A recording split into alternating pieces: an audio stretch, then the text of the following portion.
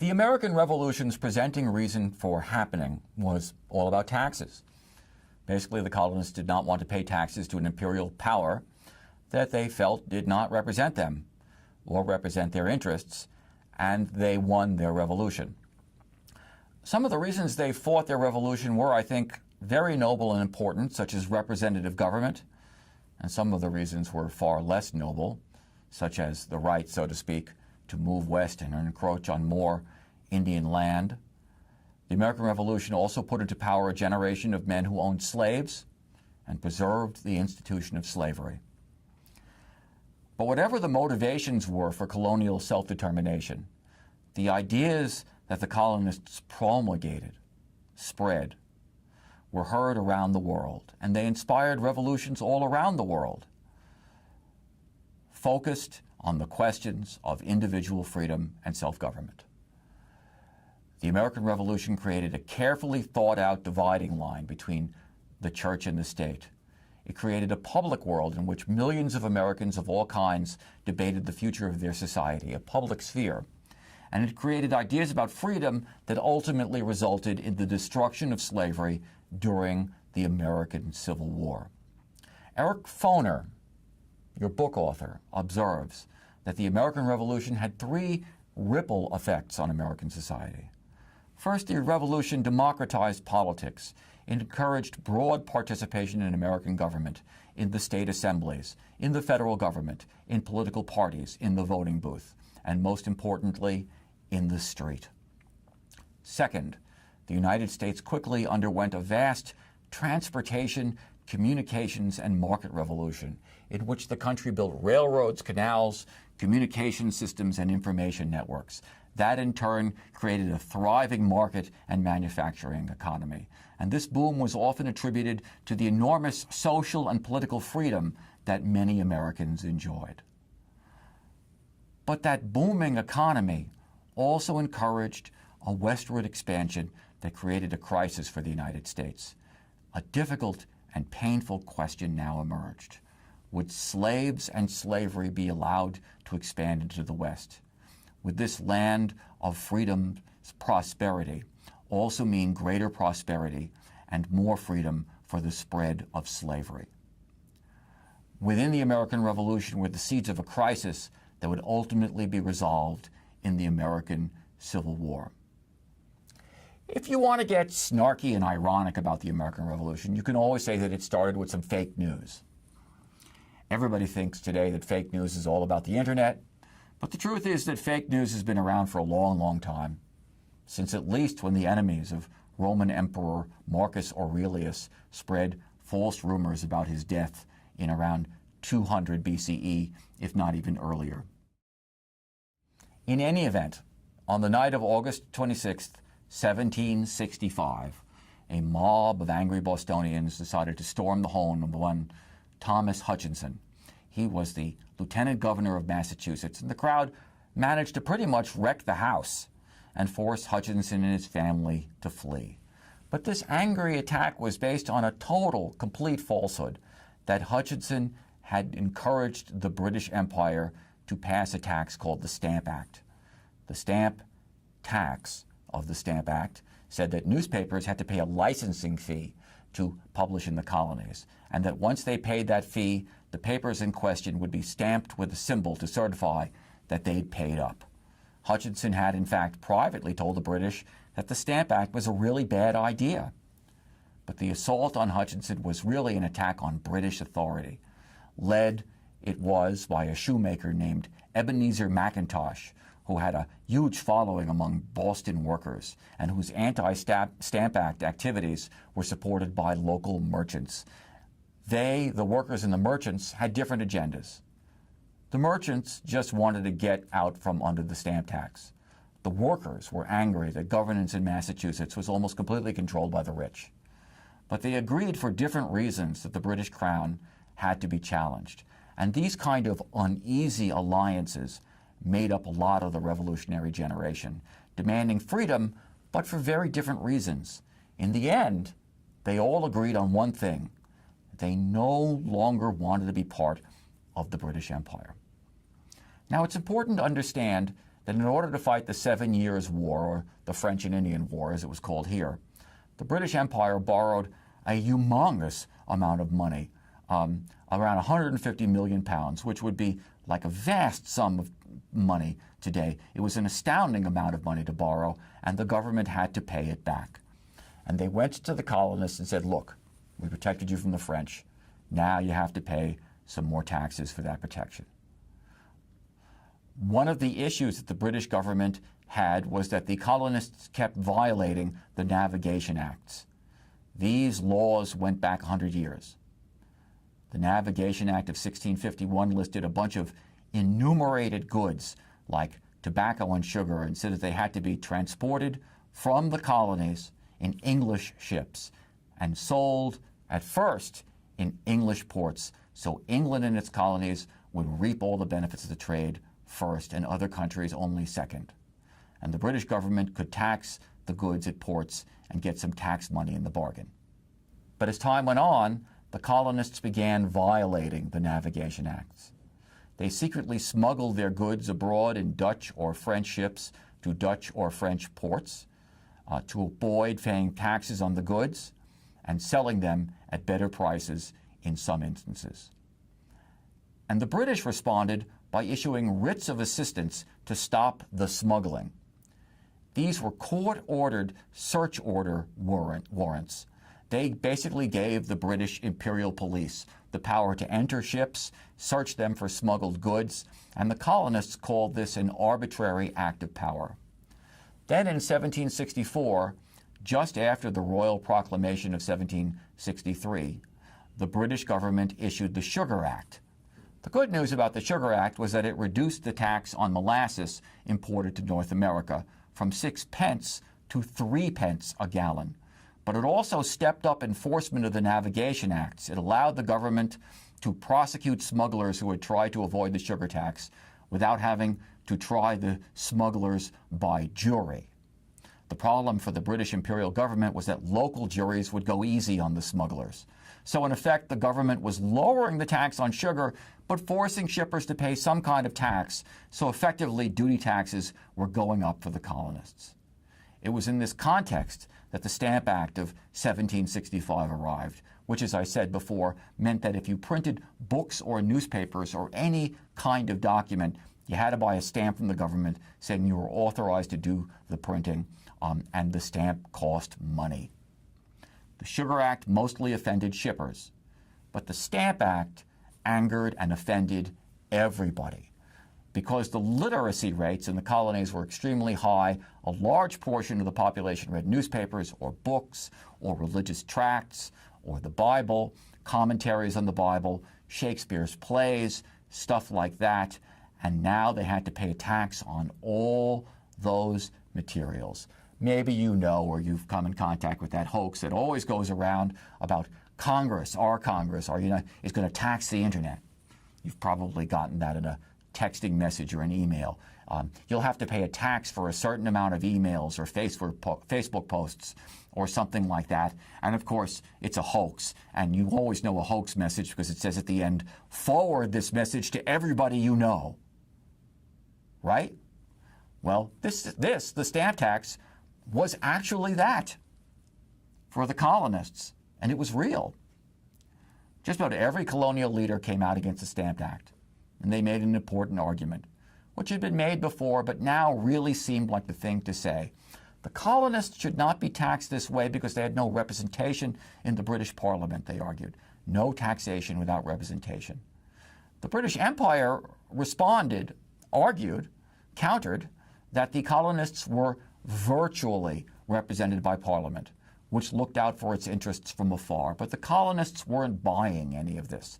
Since they didn't elect any representatives from Parliament, what say should Parliament have in their system of taxation? No taxation without representation became their slogan, their rallying cry. Virginia's legislature passed resolutions written by the fire-breathing radical Patrick Henry, insisting that the colonists had the same liberties, privileges, franchises, and immunities as the residents of England.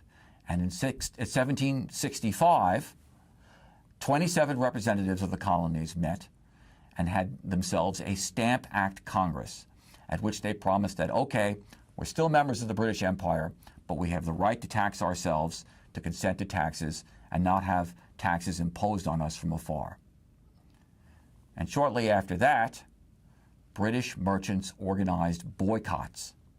We won't buy British goods until the Stamp Act is repealed. And then came mass mobilizations against the Stamp Act, some of which were kind of scary.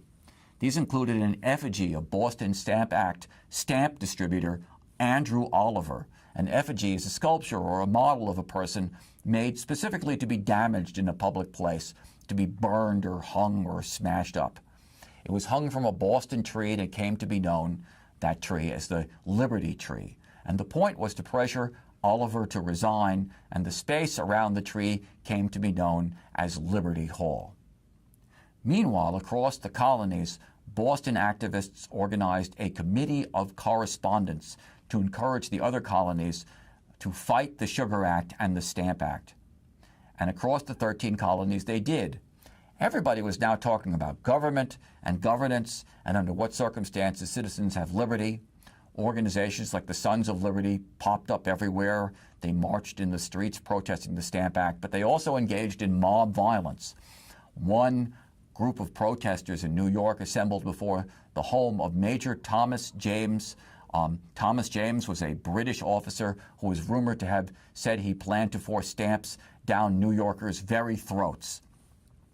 The group included black and white workers and sailors and even teenagers. They threw stones at a fort on the tip of Manhattan Island, and they wrecked Major James's home. This happened up and down the colonies, and stunned by the unanimity of the protests, in 1766, Parliament repealed the Stamp Act. But Parliament also issued the Declaratory Act. This rejected any claim that only American representatives could collect taxes. The British government had no choice. It was deeply in debt because of the 7 Years' War. But the politics of revolt was now all over the 13 colonies. In North Carolina and South Carolina, armed bands calling themselves the Regulators were protesting the fact that in the western areas of these states, they were completely dealt out of the political process. In South Carolina, they had no courts, law enforcement, or ways to keep track of who owned what deed of land. In North Carolina, the western authorities were totally corrupt, demanding that farmers pay expensive court fees that were basically bribes if they wanted to buy land. The regulators whooped themselves up into something close to an army of 8,000 armed farmers. They marched on state capitals with their demands. Finally, in North Carolina, there was an actual battle between the regulators and the state militia called the Battle of Alamance, in which the farmers' revolt was put down. Then there was the great New York tenant uprising of the mid-1760s, in which tenants of some of the biggest colonial families of New York refused to pay rent and started seizing their land. They called themselves the Sons of Liberty. But their landlords also belonged to the Anti-Stamp Act Sons of Liberty. So basically, these two versions of the Sons of Liberty had a battle with each other, and eventually the tenants were put down by a combination of British and colonial troops. So you had these tensions between the colonies and the British Empire, and you had these tensions between rich and poor in the colonies themselves. This made more affluent colonial rulers reluctant to break with the British Empire. The language of freedom was being interpreted in all kinds of ways by different people, and the rich landlords, merchants, and plantation owners who governed the colonies did not want to be heavily taxed, but they also did not want to be overthrown by working class and farmer movements who interpreted the right of representation to mean that they should get it as well, in order to prevail in their disagreements with local colonial elites. But while all this internal conflict was happening, the British came up with a bunch of new taxes for the colonists, and the most important of these were the Townshend Acts. The Townshend Acts were put together by the British government's chief financial minister, Charles Townshend, and they were actually responsive to the protests of some of the colonists. Some of them had argued that the problem with the Stamp Act was that it was an internal tax on colonial goods, and that the empire did not have the right to do that, but it could regulate colonial mother country trade via external taxes, taxes between the British Isles and North America. So Townsend said, fine, we'll just tax goods imported into the colonies, just like you colonists have argued, and he issued a bunch of new import taxes to be collected at ports, plus new police to suppress illegal smuggling to get around the taxes. And the taxes would go to pay for American governors and judges so that they wouldn't be dependent upon local governments for their salaries, and the British government could rely on them to enforce imperial laws. But by now, the colonial merchants were insisting that they didn't care whether the taxes were external or internal or whatever. No taxes, they insisted, unless we have a say in making them, and they called for more boycotts on British goods. This boycott really spun off into something new, because the philosophy of the boycott was that the colonists should buy colonially made products. This would hurt the British imperial economy. It would mean that Americans stopped buying taxed items, and it would help the American artisan economy, which suddenly found itself selling an unprecedented number of colonial-made shoes, stoves, chairs, and dresses. As resistance to the British Empire heated up, the British Imperial Army began coming into cities to enforce these new tax laws. This included seizing ships owned by disobedient colonists, like a ship called Liberty, which belonged to one John Hancock, one of Boston's biggest merchants. As more and more soldiers patrolled the streets of Boston, they got into unpleasant standoffs with locals. One of these degenerated into an armed confrontation between soldiers and a crowd, and 5 Bostonians died, including a man named Crispus Attucks, a sailor of mixed background, Indian, African, and white. And he became remembered as the first martyr of the American Revolution. After the massacre, a member of the Boston's Sons of Liberty, named Paul Revere, produced a print picture of the massacre that was very inaccurate. It showed only the soldiers attacking the mob, when in fact both sides were going at each other. It made the event look like it happened in the middle of the day, when it happened, in fact, on a cold winter night at 9 p.m. And it showed Crispus Attucks as a white man, when in fact he was a man of color. In the end, most of the soldiers were acquitted in a trial as having acted in self-defense. The captain of the soldiers repeatedly ordered them not to fire, even though members of the crowd kept taunting them to fire with their guns, and he was acquitted. And their attorney, ironically, was John Adams, who had become leader of the Revolution and the second president of the United States. But while the print was very inaccurate, it was great political propaganda. If it was today, it would be all over Facebook and Twitter, with eventually some fact-checking site coming out with a review that pointed out the inaccuracies, but of course, way too late. The non-importation movement found that it could not sustain itself in the long run.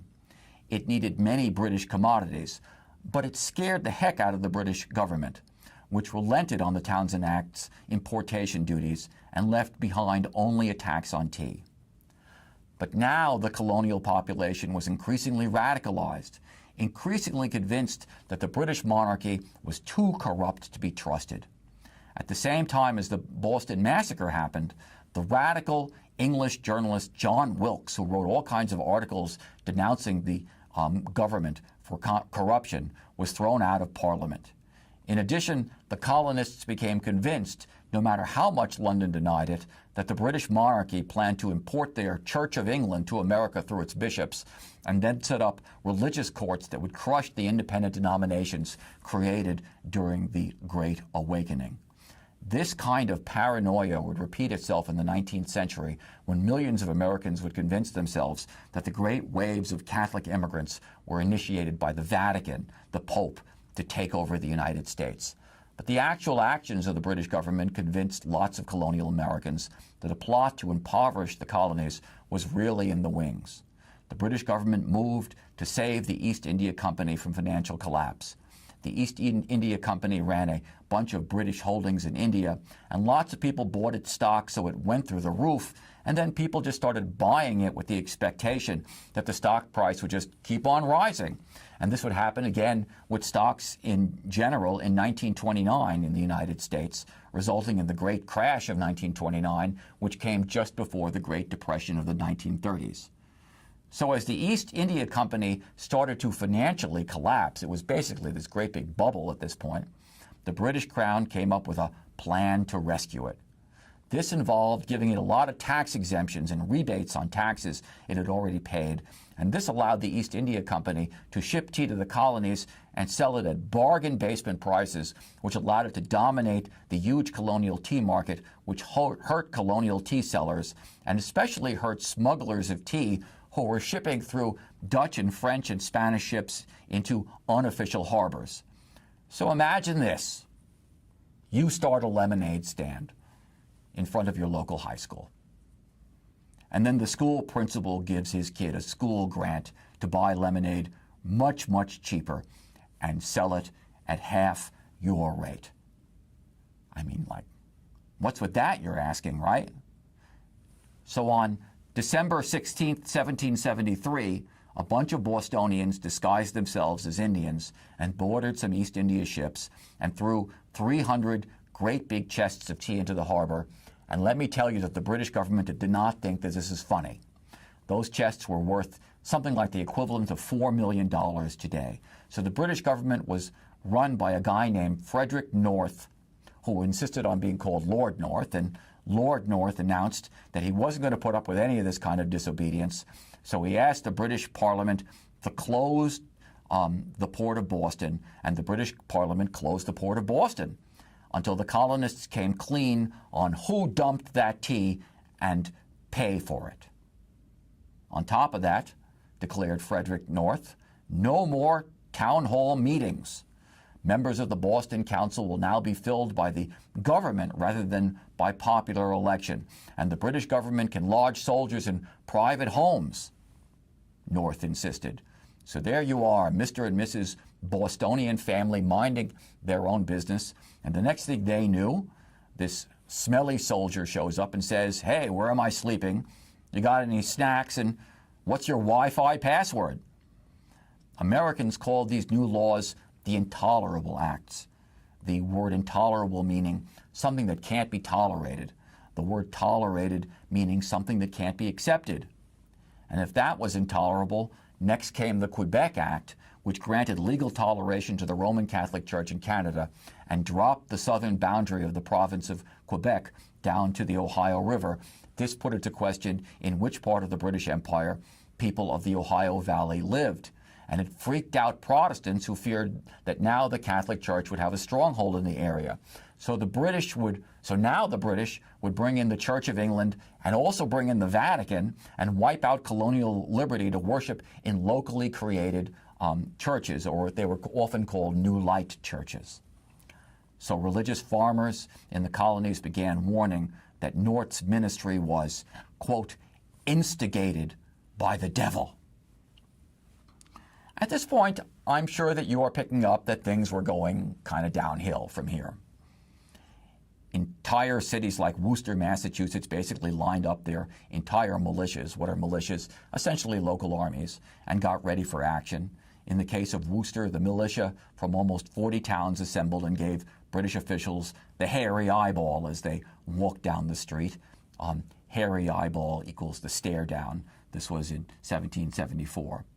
As all this tension mounted, the First Continental Congress met in Philadelphia, to which John Adams attended, and George Washington, and Patrick Henry.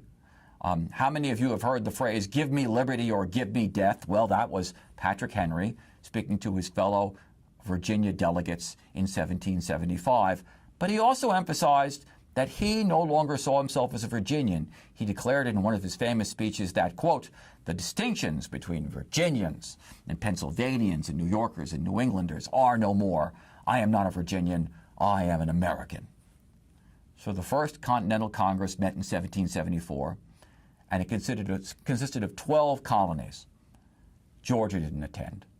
And it called for almost no trade with Great Britain, and it also called for as much domestic local manufacturing as possible, and that colonists should buy from the colonies. These were called the Suffolk Resolves.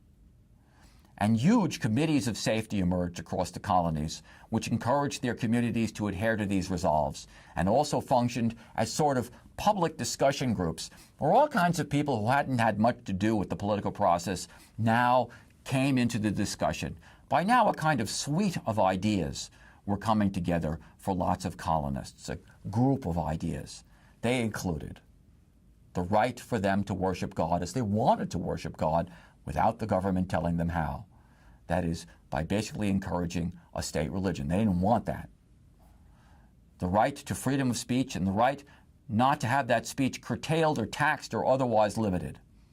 The right to representation on important issues like taxes. The right not to have the government come in and take over their homes. But increasingly, they were invoking these rights not as free-born Englishmen, but invoking them as a free people, claiming their rights as derived from the laws of nature and not as the gift of their chief magistrate. These were the words of Virginia plantation owner Thomas Jefferson in a pamphlet he wrote at the time. These kind of rights were inherent, the colonists were saying. It didn't matter where you came from. You were naturally entitled to these rights as a member of society. Now, this was really important because its implications meant that everybody has rights. And everybody could include slaves, women, Indians, all kinds of people. And while I'm sure that Thomas Jefferson, who was a slaveholder, didn't mean it that way, other people, many other people, would read it that way. Because that's the beauty of words. Other people take them and read them in new ways. And these words were being read in new ways. And as they were being read, war broke out between the colonists and the British Empire. Perhaps the most famous battles of the American Revolution were the first, the battles of Lexington and Concord, which took place in Lexington and Concord, Massachusetts. It was April 1775, and on April 19th, a group of British soldiers marched to Concord to seize a bunch of weapons being stored there. And they were spotted by locals who rode to Concord to warn the city of their approach. The most famous of the riders was Paul Revere, who I learned about in elementary school, and my teacher told me that he famously cried out, "The British are coming! The British are coming!" The only problem is that he didn't say that. Not really. But he did cry out that troops were on the way. A long shooting battle ensued in which colonial militiamen forced the British to retreat to the safety of the big city of Boston, and 49 Americans and over 70 British soldiers died in the battle. The British then tried to fortify themselves in Boston Harbor, but colonial troops brought in cannon and bombarded them till they fled the city. As this drama played out, the Continental Congress met again, and it met again in what was called, well, you guessed it, the Second Continental Congress. The Second Continental Congress approved the creation of a Continental Army and began printing money to pay for the Army, and it started looking for someone to command the Army, and they settled on George Washington. Now, you may remember George Washington from our first lecture. He was that Virginia planter who lost a battle in the 7 Years' War, but in losing the battle, he learned some lessons. He gained military experience during that time. And the revolutionaries needed someone with military experience. And also, Washington was from Virginia, and John Adams, who was from Massachusetts up north, wanted to make sure that the southern states felt like they were playing a leadership role in the revolution. The big problem at this point was that although the colonial revolutionaries were pretty clear about what rights they wanted, they weren't sure what they wanted to do about the British Empire. A lot of them still didn't want to separate from the British Empire, in other words, become independent, because they were afraid that their revolution would just get more and more radical, and that it would become not just a revolution against Great Britain, but against the rich by the poor, and maybe even by slaves against slaveholders. Especially after the military commander of Virginia, Lord Dunmore, issued a proclamation that promised freedom to any slave who escaped and joined the British Army. Across the colonies, artisans and farmers called for fairer rents from landlords and more chances to participate in local government. And as a result, lots of prominent wealthy colonists were worried about how they would handle this discontent. if the colonies broke off from the British Empire. Some writers, like Joseph Galloway, warned that all that would come from independence was conflict within the colonies, and maybe, he warned, even a war between the North and the South over slavery. And this turned out to be a very accurate prediction. So the Continental Congress sent an olive branch petition to the British government, expressing their loyalty even as they were in a shooting war with the British Empire. So things were a bit mixed up in that 1775 moment. And sometimes when you've got a situation like that, where nobody can really see through the complexities of the immediate landscape, somebody comes along with some big ideas and offers a larger framework, offers us a glimpse of possible futures, and illuminates a path forward. That visionary was a man named Thomas Paine. Thomas Paine was an English immigrant who had only come to America the previous year. He was the son of a poor corset maker, and ironically, he made his living as a tax collector, collecting excise taxes, sort of the equivalent of state and local taxes, like taxes on cigarettes. But apparently, Paine wasn't a very happy tax collector. He felt that he and his fellow tax collectors weren't paid enough, so he wrote a pamphlet calling for higher pay for tax collectors. And he went to Parliament in London, and he gave everybody he saw copies of the pamphlet, and so his employers fired him. So now Paine was out of work and pretty desperate. And then while he was trying to find work, he ran into Benjamin Franklin, who happened to be around London at the time, and Franklin encouraged him to go to America. So Paine came to the colonies, and he got himself a job as a newspaper editor, and he was good. And in the colonies, people wanted to read controversial articles and talk about them. Paine wrote very in-your-face articles about controversial subjects like slavery. And so, not surprisingly, as everything was getting really tense and crazy, one of Paine's friends, the Philadelphia doctor Benjamin Rush, asked Paine to write a pamphlet supporting independence from the British Empire. And what's really brilliant about the pamphlet that Paine wrote, titled Common Sense, is that it brushed aside all of the nitpicky questions about external taxes versus internal taxes, all that kind of nerdy stuff. And instead it asked its readers to look at the big picture, the bigger picture. Consider the bigger possibilities. Consider the future, Paine asked. Paine clearly wanted the colonies to become independent, but he clearly didn't want to get into the whole debate about whether an independent North America could handle being independent. This was kind of a scary subject. He wanted to steer clear of it. So instead, he turned a set of long-standing assumptions about the British government on its head. The prevailing attitude of the colonists was that the British system of government was the best system ever devised. But it had become ruined by a few bad apples, the king, various ministers, just some baddies at the top. Paine's pamphlet turned that on its head. He argued that the British government had never been a free government. It was based on a tyrannical monarch in partnership with a tyrannical parliament. It would never become better. The colonists would never be free until they rejected the whole idea of a hereditary government and embraced a system of democracy and inherent rights. Then Paine focused on the possibilities, not the perils. He brilliantly wrote that there was something absurd about a continent being ruled by an island. And he argued that the commercial possibilities for America, not hamstrung by British trade taxes and restrictions, would be enormous. America would become a cause for all of mankind, Paine argued.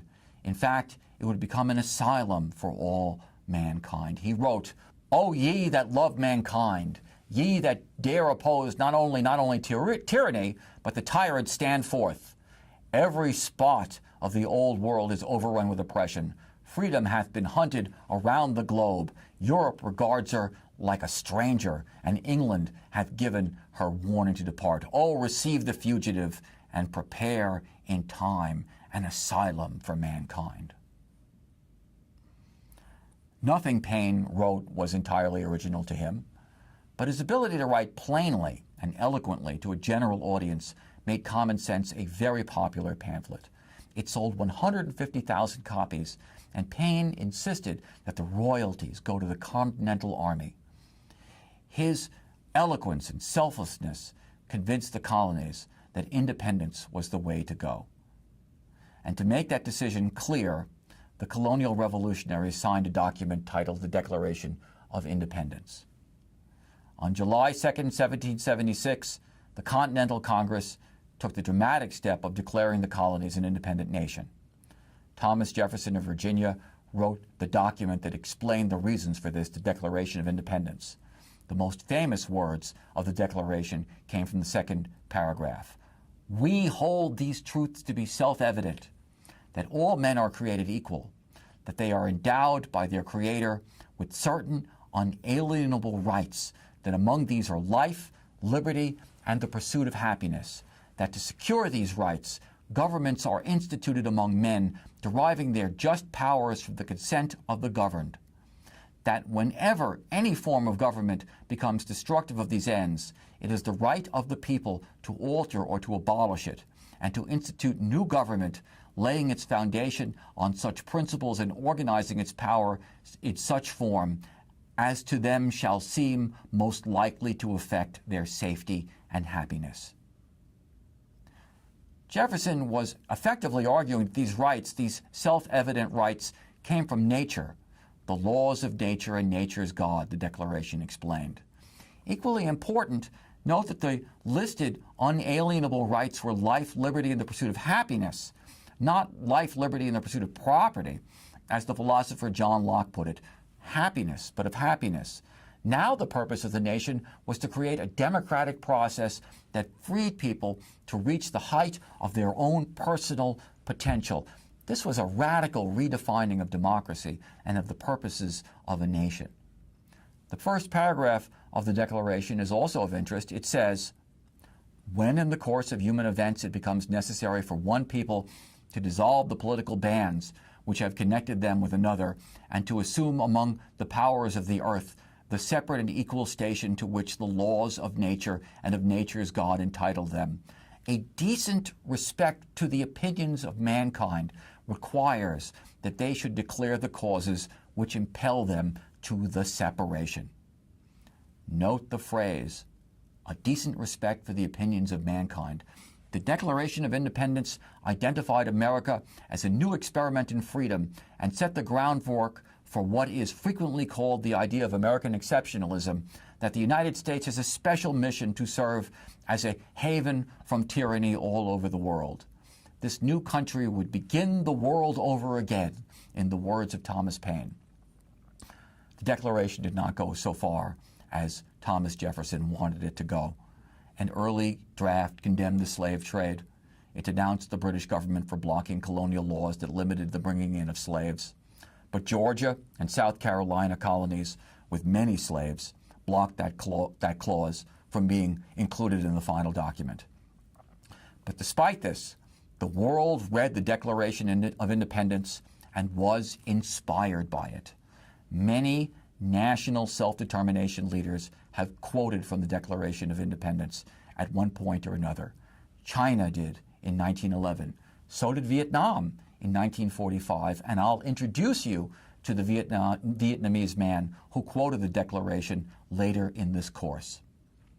But it was one thing to issue a Declaration of Independence. It was another thing to actually fight the war that would actually make America independent. I mean, there were a few advantages that Britain had, like the world's most powerful and extensive army, and the world's most powerful and extensive navy, and excellent and experienced military commanders. Plus, it had allies who it could harness for the war, including the militaries of various Germanic states. On top of all of that, in fact, there were lots of colonial people who didn't want independence from Britain. I'm not exaggerating when I say that when the founders of this country signed the Declaration of Independence, they wondered about the future safety of their necks. But the revolutionaries had a key advantage. They were fighting on their home soil. The reality was that as long as they could keep an army in the field, or a series of armies in the field, so to speak, the British Imperial Army would have to spend endless years chasing them around, becoming exhausted, and ultimately fall into traps laid for them, which is what happened in the end.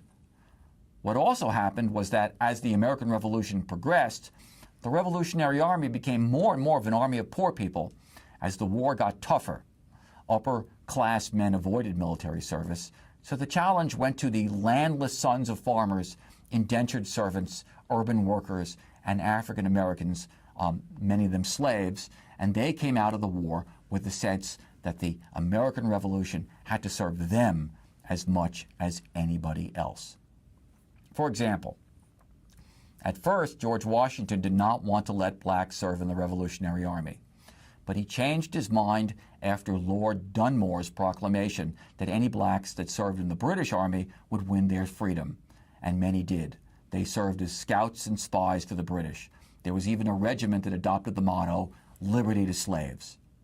So George Washington decided to allow blacks to fight in the Continental Army too. This allowed many slaves to win their freedom by offering to serve in the Continental Army in place of their masters. The rule was that you could get out of the draft of your state or local militia by providing a substitute. So lots of slaves went to their masters and said, "I'll fight for you if you free me." Blacks now fought in racially integrated military units for the revolutionary cause. And this was the last time that that would happen on an official level until the Korean War of 1950. Meanwhile, General George Washington's strategy was, interestingly, influenced by his experiences during the 7 Years' War. During the Battle of Fort Necessity, Washington's strategy was sort of like this. Okay, I'm just going to walk straight up to the enemy and put your dukes up and we'll have a big fight right out in the open and kapow, an open battle. And Washington basically got his hind kicked by the French army. So now Washington's attitude was, okay, our armies are never going to match up to the British Army. I mean, let's face it, they're professional soldiers with brilliant generals and lots of brand new guns, and we're a bunch of wankers, as the English would say.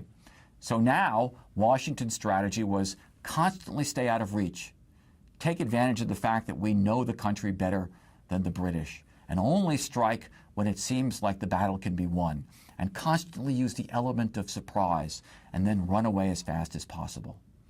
Washington's his battles with British General William Howe perfectly illustrated this.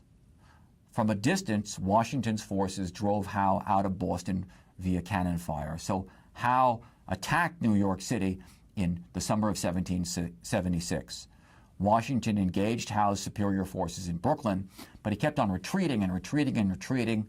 He retreated to Manhattan and then north to Peekskill, New York, and then across the Hudson River to New Jersey, where he and one of his generals, Charles Lee, defended their position from the Palisade Cliffs of the area overlooking the river.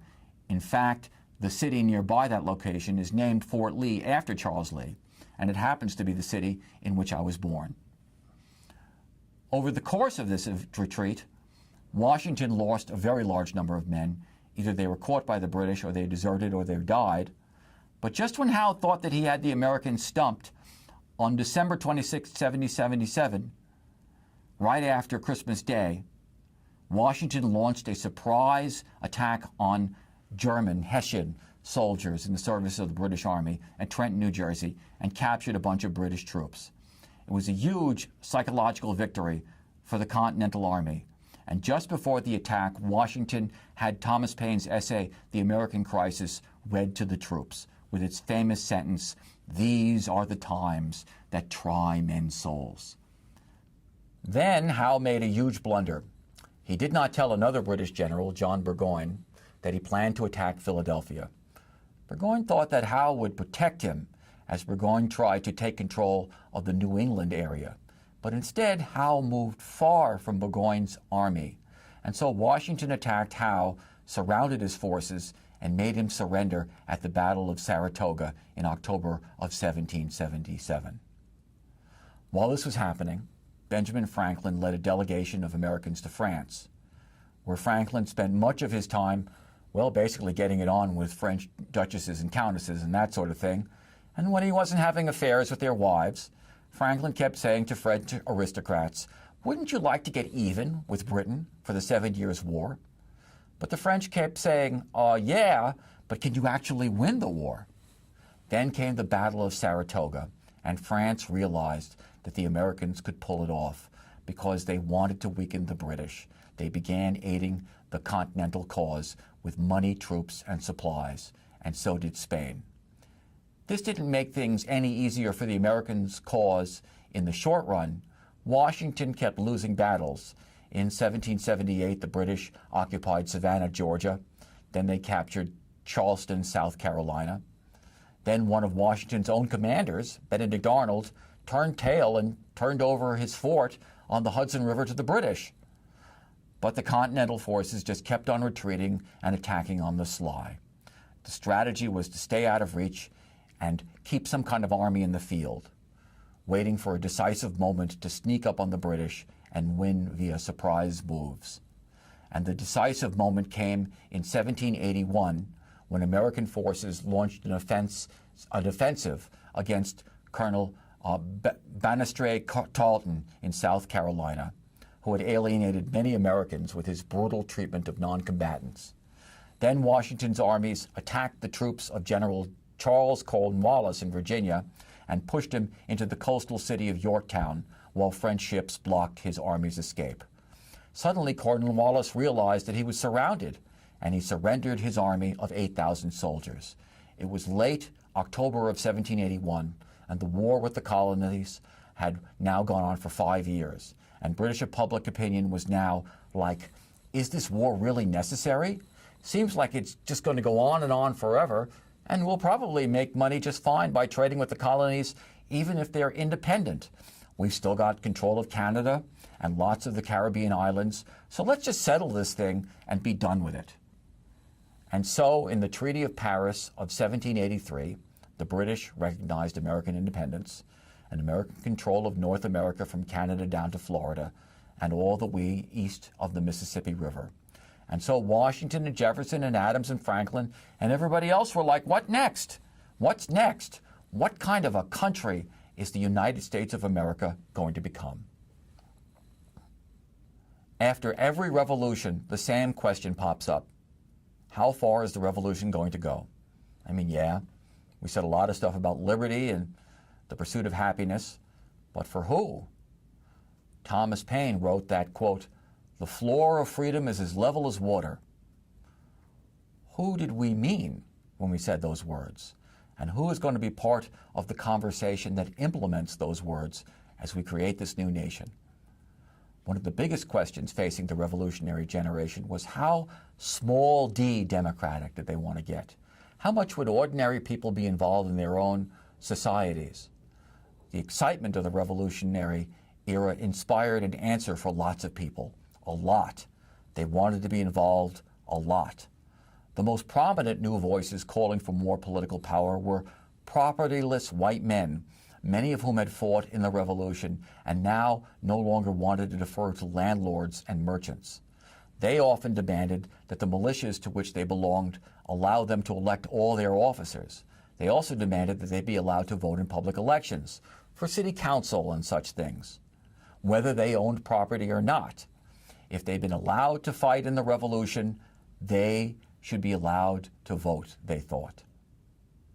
Perhaps the most radical of the 13 states, formerly colonies, was Pennsylvania, which is where Thomas Paine and his followers lived. The new state constitution set up a unicameral legislature, a one-body legislature, and it abolished the office of governor. This made the legislature much more powerful, and Pennsylvania abolished any property requirements for voting. Most state constitutions still set up two-branch legislatures, but they were also insisted on relatively weak governors who could not easily block legislation.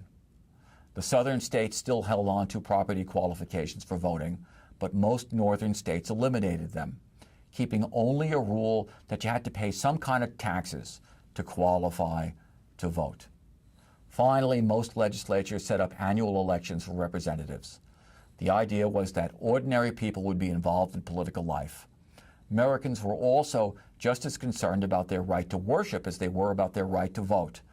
Tens of thousands of them belonged to all kinds of dissenting New Light churches, dissenting from the Church of England, all of various dissenting Protestant strains, Methodists, Baptists, Quakers, and they feared that the British government would marginalize them by establishing an official Anglican church in the colonies. But at the same time, these supposed great lovers of religious freedom subscribed to centuries-old hatreds against Catholics and against the Catholic Church. As mentioned earlier, one of their grievances against Britain was that it was giving too much land to Catholic Canadians north of the Ohio Valley. They also created state governments, some of which excluded Jews and Catholics from voting or holding public office. But then, after the Battle of Saratoga, the United States created an alliance with France, which was a Catholic nation. And suddenly all these French and Spanish Catholics were in one way or another helping the revolutionary cause, and this gave the U.S. a new perspective on Catholics, and some of the anti-Catholic rhetoric toned down for a while. The leaders of the American Revolution felt an enormous debt to France. They also believed that religion was essential for public morality. Thomas Paine famously said that all religions are good, they teach men to be good. But they also viewed religion through the lens of the Enlightenment. They were deists. They believed that God had created the universe, but did not wander about the universe personally intervening in the affairs of people. Rather, God set up the universe like a gigantic clock and just let it go on its own mechanics. Jefferson himself regarded Jesus as a prophet of a new morality, but not the Son of God, that is, not of divine origin. In addition, the American revolutionaries had just fought a war against a government that had a king who justified his rule by divine right. Washington, Jefferson, and Franklin and Paine all regarded this argument as a justification for autocracy. So they sought a government that created a barrier between religion and government, that protected religious freedom and also protected government from being taken over by any particular religion, like the Anglican Church. In Virginia, in 1779, Thomas Jefferson drew up a bill for establishing religious freedom. It eliminated all religious restrictions on voting and office holding. At the same time, his colleague, James Madison, opposed a tax on the population to support Christian churches. The state, he insisted, should not favor any particular religion against all others. Opponents of these ideas insisted that they would suppress religion. In fact, the opposite happened. A veritable rainbow of religions flourished in the United States, all kinds of new ones being invented on what seemed like a weekly basis. Right now, there are well over 1,000 religions in the United States, which is a uniquely religious country. In addition to wanting government to stay out of religion, the founders were initially skeptical of government regulating the colonial economy. Following the Revolution, the colonies suffered from tremendous inflation, and there were calls for wage and price controls, which most governments just did not want to try to establish. Many of the founders were influenced by Adam Smith's just published book, The Wealth of Nations, which argued that the invisible hand of the free market could best manage the economy. For this reason, the founders were also suspicious of labor systems like indentured servitude, in which a worker agreed to basically bond or indenture himself to a master for a limited period of time before receiving his freedom. By 1800, all of the colonies had banned indentured servitude, and many colonists were taking a second and not so positive look at the other system of unfree labor that prevailed across the colonies, slavery. By the year of the Declaration of Independence, 1776, 500,000 people in the 13 colonies were slaves. That was about 1/5 of the population. Slavery was a huge contradiction of the American vision of freedom. Newspapers that published editorials denouncing the Stamp Act as slavery also ran notices of slave auctions. British observers often made the point about this contradiction. One of them was the writer Dr. Samuel Johnson, and Johnson pointedly asked, he said, and I quote, "How is it that we hear the loudest yelps for liberty from the drivers of Negroes?" Indeed, most of the founders owned slaves. The only exceptions were John Adams and Thomas Paine. Thomas Jefferson's life of leisure and artistic and scientific exploration entirely rested on his estate of slaves, who catered to his every whim and fancy, and I do mean his every whim and fancy. The Thomas Jefferson Foundation and its teams of historians have concluded that it is very probable that Thomas Jefferson was the father of all 6 of Sally Hemings's children listed in Monticello records, she, Sally Hemings, being one of his slaves.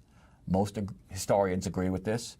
Even those few who disagree with this conclusion agree that someone in Jefferson's family, probably his brother Randolph, was the father of her children.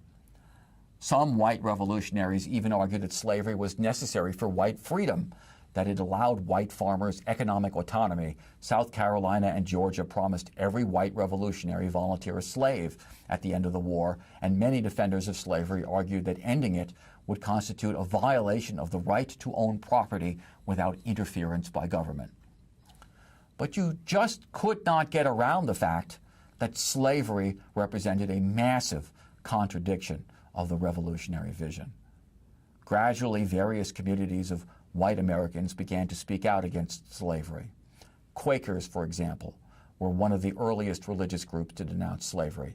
The Pennsylvania doctor and revolutionary Benjamin Rush called slavery a national crime that would eventually bring national punishment, as he put it. A very accurate prediction.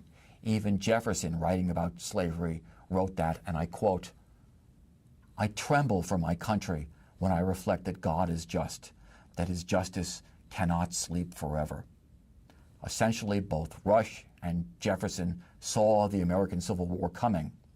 Whatever the founders did in their personal and economic lives, they created a language of freedom that inescapably challenged slavery. By the 1770s, African Americans were filling New England's courts and legislatures with freedom petitions. These petitions asked for emancipation using the rhetoric of the American Revolution. One petition asked, how could America fight against English tyranny and not also fight for African freedom? In their petitions before courts and assemblies, blacks spelled out the consequences of freedom for themselves. The lack of property, the chance to be citizens, all denied.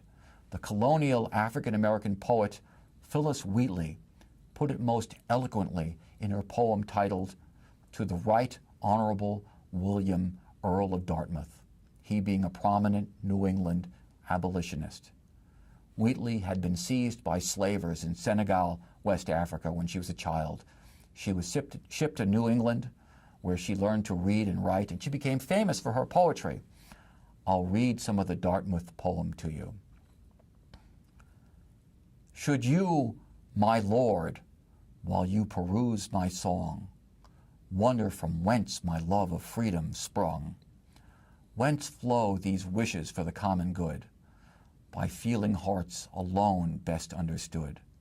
I, young in life, by seeming cruel fate, was snatched from Africa's fancied happy seat. What pangs excruciating must molest, what sorrows labor in my parents' breast. Steeled was that soul, and by no misery moved, that from a father seized his babe beloved. Such my case, and can I then but pray, others may never feel tyrannic sway. As I think we have already noted, 5,000 slaves fought for American independence and received their freedom as a consequence, but many others fought for the British, and they won their freedom that way. 15,000 black men, women, and kids fled with the British out of what became the United States. They went to England, they went to Sierra Leone on the coast of West Africa, they went to Nova Scotia. When tens of thousands of American loyalists to the British Empire fled Nova Scotia and Quebec, they created a Canada that was part of the British Empire, but also committed to its own autonomy, and which welcomed many escaped slaves over the post-revolutionary decades. In addition, after the Revolution, some white plantation owners freed their slaves. Several of Virginia's wealthiest families did this, calling slavery, quote, an infamous practice that they no longer wanted to have any part of. In the North, many states gradually turned slavery into a form of indentured servitude in which slaves would slowly earn their freedom. This very slow process meant that slavery in the North ended, but not for a long, long time. In 1830, 3,500 slaves still lived in the North. as late as 1860, 18 elderly slaves lived in my home state of New Jersey. The American Revolution did not end slavery, but in some ways it challenged slavery, and it created a generation of free African Americans in both the North and the South. But these people lived in the shadow of a bleak reality. Slavery in the South below Virginia was growing. Despite all the discussion and emancipations and migrations, the national census of 1790 indicated that the slave population had increased to 700,000. That was 200,000 more unfree souls than in 1776. And there were more coming, more slaves, more slaveholders, which meant more politicians who defended slavery, and all that would contour the United States for decades to come, and ultimately culminate in the American Civil War. And even the American Civil War would not resolve all the issues that flowed from slavery, which we are still grappling with to this day, and which we will be continuously talking about through this quarter. Meanwhile, the slaves weren't the only ones mobilizing for more liberty in the Age of Liberty. So were women of all ethnic backgrounds and classes and races. Many women became caught up in the Revolutionary War. Some decided that they were going to fight in the damned war no matter what anybody said, most notably Deborah Sampson, the daughter of a hard-scrabble farmer from Massachusetts. She just dressed up and made herself look like a guy, and she joined the Continental Army. There's a video that's available to you that tells her story. Deborah Sampson was unique in her determination. But millions of colonial women found other ways to help the cause. They formed medical brigades. They raised money for armies. They served, like Deborah Sampson did, as spies, passing along information about British positions. And they came out of the war asking for greater equality and liberty. Lucy Knox, the wife of one of George Washington's generals, warned her husband when he returned home that he should not expect to act like, quote, commander-in-chief of your own house, but as someone sharing command with her. But the 18th century had strict rules about family law. Coverture, the principle of coverture, said that once a woman got married, her property essentially became her husband's property. Her husband held legal authority over her. She could not enjoy equal authority because she could not exercise the same level of rational judgment as a man. Therefore, she could not exercise independent judgment. Therefore, she could not vote. Therefore, she could not sit on juries. Therefore, she could not hold political office. Men took considerable pride in this argument, in which women performed domestic duties, most importantly the take care of children, and the men protected them, or supposedly protected them. Men slaves who asked for their freedom often protested in their petitions that slavery prevented them from exercising their manly authority over their wives.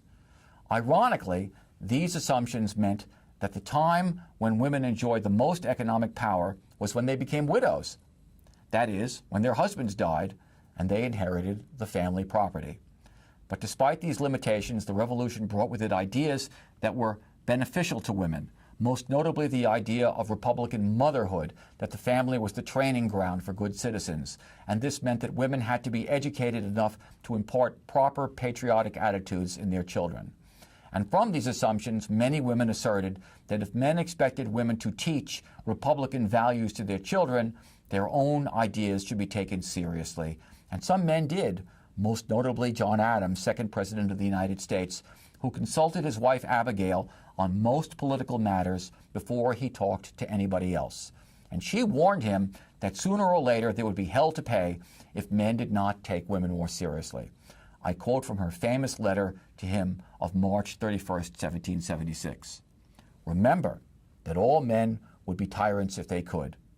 If particular care and attention is not paid to the ladies, we are determined to foment a rebellion and will not hold ourselves bound by any such laws in which we have no voice or representation.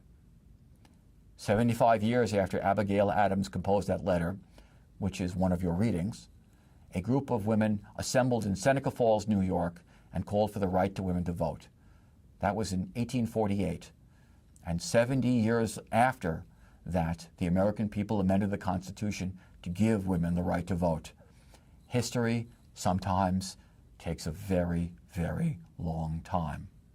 Not everybody, however, experienced the American Revolution as liberating. Many indigenous tribes around and west of the Appalachian Mountains regarded the British Empire as, if not exactly their protector, something of a barrier towards further white expansion. The Proclamation of 1763 had, to remind you, barred colonists from moving west of the Appalachian Mountains. For the various indigenous nations, this is important, despite the fact that white settlers disobeyed the proclamation and tried to move west anyway. Indeed, many of the Revolutionary generation's white leaders, such as George Washington, speculated in Western land, and the Declaration of Independence listed the Proclamation of 1763 as one of the grievances against the British Empire. As the Revolution heated up, different tribes and nations took different sides. Some sided with the colonists, others with the British, depending on where they thought their interests lay. But after the Revolution, it became pretty clear to most native indigenous tribes that independence for the colonists threatened their own independence. Interestingly, many late native leaders then adopted some of the language of the Revolution for their own causes. The Iroquois declared themselves a free people subject to no power on earth. The Choctaws asserted their independence and natural rights. The Mashpees of Massachusetts claimed themselves the rights of man. In the end, the American Revolution inspired a wide variety of people to seek their own definitions of liberty, their own visions of liberty, their own versions of liberty. These visions would now play themselves out in the kind of government that the founders created for themselves and the people of the 13 colonies, now 13 states.